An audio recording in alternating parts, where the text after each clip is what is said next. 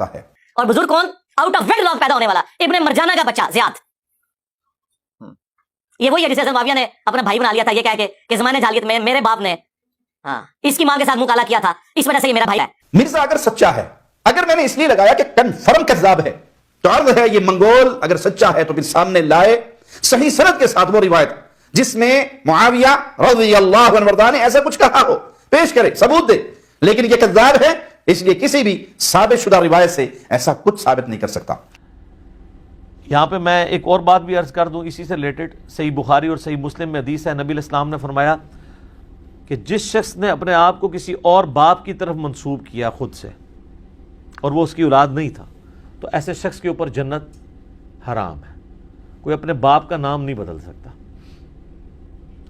بخاری اور مسلم دونوں میں ایک حدیث ہے، مسلم میں ذرا ڈیٹیل ہے کہ مولا علی علیہ السلام نے ایک صحیفہ نکالا اپنی تلوار کی نیام میں سے جس میں کچھ احکامات لکھے تھے. ان میں ایک یہ تھا کہ جو شخص اپنے باپ کا نام بدل دے اور اپنے آپ کو کسی اور باپ کی طرف منسوب کرے اس پہ اللہ کی لعنت، اللہ کے فرشتوں کی لعنت اور تمام لعنت کرنے والوں کی لعنت، اور قیامت والے دن اللہ تعالیٰ نہ اس کا کوئی فرض قبول کرے گا نہ کوئی نفل قبول کرے گا، والعیاذ باللہ تعالیٰ.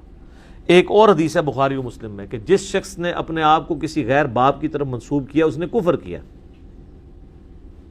یعنی ایک بہت سٹرکٹ مسئلہ ہے. اس لیے آپ دیکھیں اسلام میں باپ کا نام ساتھ بولا جاتا ہے نا. یہ جو پبلک میں مشہور ہے نا قیامت والے دن ماں کے نام کے ساتھ بلایا جائے گا، بالکل جھوٹ ہے. صحیح بخاری میں امام بخاری نے باقاعدہ اس کے اوپر باب باندھا ہے کہ یہ متھ پبلک میں مشہور ہے، اور وہ حدیث لے کے آئے کہ جو خائن شخص ہے اس کے لیے قیامت والے دن ایک جھنڈا قائم کیا جائے گا اور کہا جائے گا یہ فلاں بن فلاں کا ہے. تو فلاں بن فلاں جب عرب میں کلچر میں کہا جاتا ہے تو وہ باپ کی طرف منسوب ہوتا ہے، تو باپ کے نام سے ہی پکارا جائے گا قیامت والے دن. ان احادیث کی روشنی میں یہ خود ایک کبھی گناہ ہے، لیکن اس میں ایکسیپشن یہ ہے کہ جس کے بستر پہ اولاد پیدا ہو رہی ہے نا وہ باپ اس کا شمار کیا جائے گا. اور اس کے اوپر بھی ہمارے پاس ایک پریکٹیکل کیس موجود ہے بخاری اور مسلم دونوں کے اندر. سیدنا ابو بکرہ ایک صحابی، ایک لفظ ہے ابو بکر، وہ تو ہمارے خلیفہ اول ابو بکر صدیق رضی اللہ تعالیٰ عنہ علیہ السلام ہے. ایک ابو بکرہ لفظ ہے، وہ بھی صحابی، یہ بھی میل نام ہے. اگر اردو میں ہوتا تو آپ کہتے ہیں کوئی فیمیل نام ہے کیونکہ ہلا گئی آگے، ٹھیک ہے، جیسے طیب سے طیبہ، ٹھیک ہے. تو ان کے بارے میں آتا ہے بخاری اور مسلم دونوں میں ہے. مسلم میں ذرا تفصیل کے ساتھ ہے کہ ان کا ایک بھائی تھا، رشتے میں بھائی لگتا تھا، اس کا نام تھا زیاد، جو حضرت علی کا بڑا قریبی تھا ان کی دور خلافت میں. بعد میں حضرت معاویہ نے اس کو یعنی وہ لالچ دے کے تو خرید لیا. یہ عبید اللہ ابن زیاد کا باپ، جس کے بارے میں بخاری میں آتا ہے کہ سیدنا حسین ابن علی کا سر کاٹ کے عبید اللہ ابن زیاد گورنر کوفہ کے سامنے تشت میں رکھا گیا. نعوذ باللہ، اللہ کی لعنت ہو جنہوں نے اہل بیت پہ ظلم کیا، ان پہ اللہ کی لعنت، اللہ کے فرشتوں کی لعنت اور تمام لعنت کرنے والوں کی لعنت، آمین. تو وہ عبید اللہ ابن زیاد کا باپ زیاد تھا، وہ گورنر کوفہ تھا، اس کے بعد یہ بنا. تو حضرت معاویہ کا وہ دست راست بن گیا. حضرت معاویہ وہ بہت بہادر دلیر آدمی تھا، ہے شیعان علی میں سے تھا.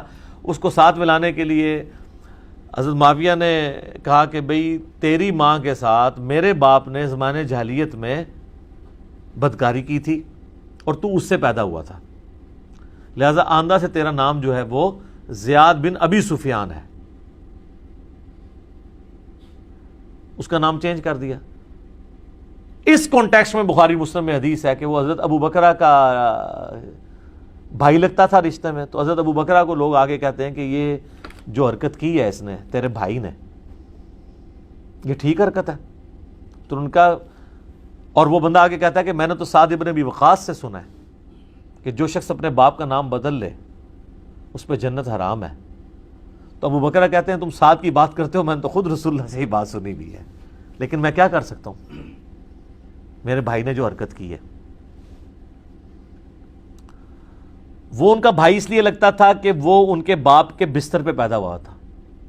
تو سعد ابن وقاص نے یہ حدیث بیان کیا نا کہ بچہ اس کا جس کے بستر پہ پیدا ہوا ہے.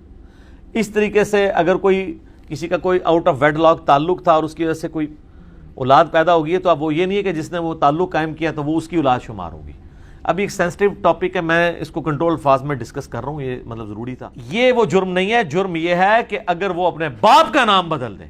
پھر میں نے کہا تھا, عرض کیا ہے کہ جن لوگوں کی وکالت آپ کر رہے ہیں, جس بنو امیہ کے آپ غلام بنے ہوئے ہیں اور ان کے غلط کرتوتوں کا آپ دفاع کر رہے ہیں, ذرا ان کی ہسٹری کھول کے دیکھیں.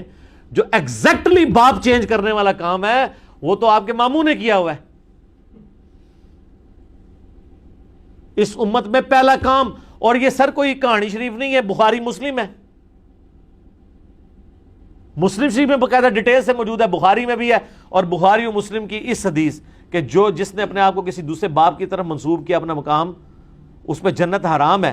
اس حدیث کی شرح ابن حجر اسقلانی کی پڑھ لیں یا امام نووی کی پڑھ لیں. حالانکہ نووی اتنا اس حوالے سے متعصب ہیں, ویسے بہت بڑے امام ہیں, سنی شیعہ کنفلکٹ میں وہ ذرا تنگ نظر ہے, آخری درجے تک وہ دفاع کرتے ہیں آل امیہ کا.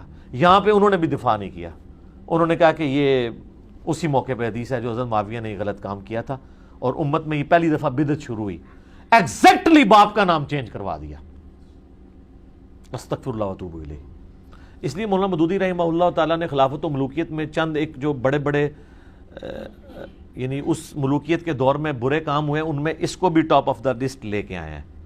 حجر ابن عدی کے قتل کو لے کے آئے ہیں, یہ باپ کا نام بدلنے والی اس معاملے کو لے کے آئے ہیں, ممبروں پہ سب و شتم والا ایشو اس کو لے کے آئے ہیں, مال جو غنیمت ہے یا اس میں بیت المال کے اندر تصرف کرنے والا, یہ بڑے بڑے جو ایشوز لے کے ان میں ہیں.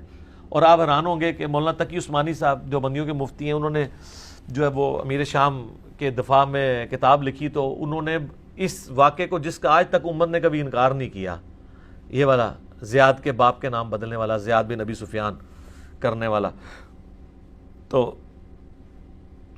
انہوں نے اس کے لیے پتہ نہیں کیا کچھ کہانیاں گھڑی کہ جی اس زمانے میں وہ بھی نکاح تصور کیا جاتا تھا, وہ اس طرح ہو جاتا تھا, تو وہ ہو جاتا تھا, تو یہ ہو جاتا تھا.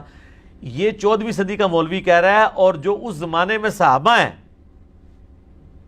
اور وہ صحابی جو زیاد کا بھائی ہے ابو بکرہ ماں کی طرف سے, کیونکہ اس کے بستر پہ وہ پیدا ہوا تھا, اس کے باپ کے بستر پہ, وہ بھی اس پہ فٹ کر رہا ہے کہ میرے بھائی نے غلط حرکت کی ہے, اور یہ 14ویں صدی میں آ کے دفاع کر رہے ہیں اس واقعے کا. امام نووی جو کوئی موقع نہیں جانے دیتا یو ٹرن لینے کا اس طرح کے معاملات کے اوپر.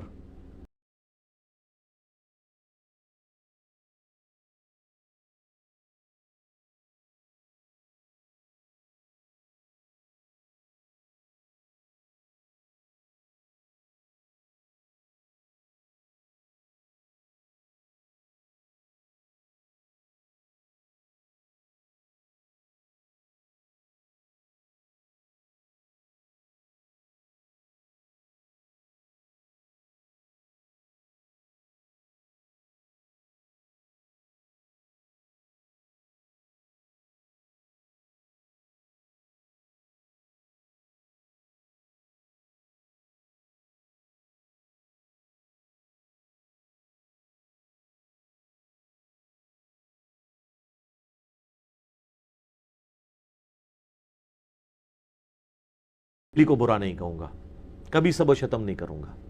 3 باتیں میں نے علی کے بارے میں رسول اللہ سے ایسی سنی ہیں. پھر انہوں نے 3 فضیلتیں بتائیں کہ علی کی میرے ساتھ وہی نسبت ہے جو ہارون کی موسیٰ کے ساتھ, مگر میرے بعد کوئی نبی نہیں. پھر کل میں اس شخص کے ہاتھ میں جھنڈا دوں گا جو اللہ اور اس کے رسول سے محبت کرتا ہے, اللہ اور اس کا رسول اسے محبت کرتے ہیں. سیدنا علی کو جھنڈا دیا خیبر کا, ٹھیک ہے. اور تیسری آیت مبالغہ جب نازل ہوئی تو نبی علیہ السلام نے مولا علی, حسن حسین اور فاطمہ کو اپنی چادر کے نیچے لیا اور عیسائیوں سے مباہلے کے لیے پہنچے اور کہا کہ یہ میرے اہل بیت ہیں. یہ 3 فضیلتیں سعد ابن ابی وقاص نے گنوائیں. ان کا کہ یہ 3 فضیلتوں میں سے مجھے ایک بھی مل جاتی میرے لیے بڑی کافی تھی, سرخ اونٹوں سے بہتر تھی. تو علی کو میں کیسے برا کہوں جس کے پاس 3 فضیلتیں موجود ہیں. تو اس پہ امام نووی نے پتہ کیا کہا ہے, یہ جو آج کل ناسبی جو جواب دے رہے ہیں یہ نووی نے ان کو سکھایا ہوا ہے. انہوں نے کہا وہ اصل میں یہ پوچھنا چاہ رہے تھے کہ باقی لوگ تو گالیاں دیتے ہیں تو آپ کیوں نہیں گالیاں دیتے ہیں, مجھے وہ مطلب آپ فضائل سنائیں تاکہ میں بھی وہ فضائل بیان کروں. ہائے ہائے ہائے, کڈی کوڑی بڑائی. تو پھر میں نے جواب دیا تھا کہ کہانی کہانی ہوتی ہے، چور اپنی لنگوٹی چھوڑ جاتا ہے. اس کا ایک طریق اسی سند کے اوپر سنن نسائی الکبریٰ کے اندر خصائص علی والے چیپٹر میں موجود ہے. اس میں وہ حضرت سعد ابن ابی وقاص کا بیٹا کہتا ہے کہ پھر جتنے دن معاویہ وہاں رہے مدینہ شریف میں، حضرت علی کی تنقیص کا ایک جملہ بھی اپنی زبان سے نہیں نکالا. جب حضرت سعد ابن ابی وقاص نے ان کو ڈانٹا تو وہ ڈانٹا اسی پہ تھا. اور ابن ماجہ میں بھی اس کا ایک طریق موجود ہے جو البانی صاحب اس کو صحیح کہتے ہیں، زبیر علی صاحب اختلاف کرتے ہیں. بال البانی کے ماننے والوں کے لیے تو اس میں یہ ہے کہ حضرت سعد غصے میں آئے اور کہا تو اس شخص کے بارے میں بات کرتا ہے جس کے لیے یہ فضیلتیں. انہوں نے ایک چوتھی فضیلت بتائی، من کنت مولا فہذا علی مولا. تو یہ میں نے نووی کا چونکہ ذکر کیا تھا تو وہ کہیں گے بھی امام نووی کو یہ کہہ دیا. اہل حدیث کو مزید ٹھنڈا کرنے کے لیے میں بتا دوں کہ امام نووی عام بندے کے لیے تقلید کو واجب قرار دیتے ہیں. لہذا آپ جو امام نووی کے جو اس وقت ٹھیکیدار بنے ہوئے ہیں صرف اس لیے کہ اس نے آل امیہ کا دفاع کیا ہے، تو آپ کے لیے اتنا کافی ہے کہ جس چیز کو آپ شرک کہتے ہیں نا اس کو وہ واجب کہتا ہے. اونٹ جاؤ بڑے مولویوں نہ لڑو. ہاں جب وہ اہل حدیث کا تو پورا مسئلہ اس پہ کھڑا ہے تقلید شرک. نووی کہتا ہے عام بندے کے اوپر واجب ہے، اور نووی نو تسی رحمت اللہ تے چھوڑ کے کچھ اور کہنا شروع کر دینا ہے. ٹھیک ہے نا. تو میں نے تو آپ کو پتا ہے ہم تو اس وقت علمی میدان جنگ میں ہیں. ہم نے تو ہر چیز چلانی ہے. جہاں پہ علمی میزائل کی ضرورت ہوگی میزائل چلائیں گے، جہاں گرنیٹ کی ضرورت ہے گرنیٹ ہوئے گی، تو علمی جدے قلم کی ضرورت ہے وہ قلم چلائیں گے. تو ان کو تو میں نے آر لگا دیا ہے کہ تسی تو پائی پہلے فکر کرو کہ وہ تقلید نو واجب کہنا ہے، تسی شرک کہندے ہو. شرک وڈا مسئلہ ہے، آل امیہ دا دفاع چھوٹا مسئلہ ہے. تو تواڈے سے اتنا ہی کافی ہے، کیونکہ یہ آج کل بڑا وہ امام نووی رحمہ اللہ کر کے وہ نووی کو، ان کو نووی سے کوئی ہمدردی نہیں ہے. نووی سے صرف اتنا ہمدردی ہے کہ وہ آل امیہ کا دفاع کرتا ہے، اور اس کے لیے وہ ملا علی قاری کے بھی اقوال لے آتے ہیں. حالانکہ ملا علی قاری کے اگر 2 اقوال ان کے حق میں ہیں تو 20 ان کے خلاف ہیں. تو میں نے اپنے ریسرچ پیپر میں بھی ڈال دی ہیں کہ انہوں نے کیا کیا جنگ صفین کے اوپر، امیر شام کے اوپر کیا کیا کامنٹس پاس کیے ہیں، عمار بن یاسر کے قتل کے اوپر کیا کیا کامنٹس پاس کیے ہیں. ٹھیک ہے. تو اتنے سخت الفاظ ہیں یہ سن بھی نہیں سکتے، اس لیے میں نے اس کو میٹھی پوڑی میں تک پہنچایا تھا. میں آج اس کو سکپ کر رہا ہوں. میرا ایک کلپ 3 لاکھ سے زیادہ لوگ یوٹیوب پہ دیکھ چکے ہیں، محمد بن عبد الوہاب شیعہ، جس میں نے تلک عشرۃ کاملہ 10 حوالے ان کے بیٹے کی کتاب سے پیش کیے تھے. اور میں نے کہا تھا کہ یہی باتیں بڑے نرم انداز میں ہم کرتے ہیں تو ہمیں یہ گالی دینے کی کوشش کرتے ہیں جو ان کو پلٹ کے پڑتی ہیں ناسبیت کی شکل میں. تو جبکہ ان کے امام جن کو یہ بڑا امام سمجھتے ہیں انہوں نے تو یہ باتیں کی ہیں. ٹھیک ہو گیا جی. اللہ تعالیٰ سے دعا ہے جو حق بات میں نے کہی اللہ تعالیٰ ہمارے دلوں میں راسخ فرمائے. اگر جذبات میں میرے منہ سے کوئی غلط بات نکل گئی تو اللہ تعالیٰ ہمارے دلوں سے ہی اسے محو کر دے، ہمیں معاف بھی فرما دے، ہمیں کتاب و سنت کی تعلیمات پر عمل کر کے دوسرے بھائیوں تک پہنچانے کی توفیق عطا فرمائے. سبحانک اللہم و بحمدک اشہد ان لا الہ الا انت استغفرک و اتوب الیک وما علینا الا البلاغ المبین.